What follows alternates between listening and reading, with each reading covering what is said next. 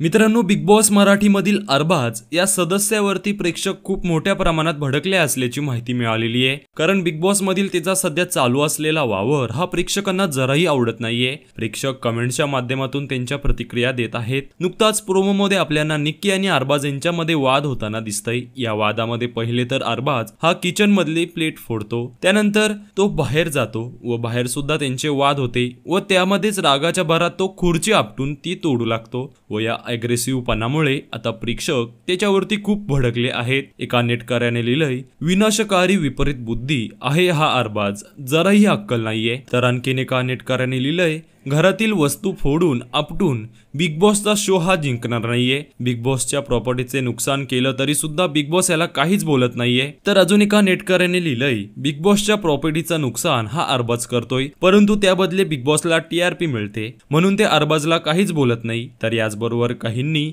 अरबाज हा फक्त कॅमेऱ्यासाठी over acting करतोय असं म्हणतायत व त्या जान्हवीला सांगा की पॅडी दादा ओव्हर ऍक्टिंग नाही करत तर हा अरबाज करतोय.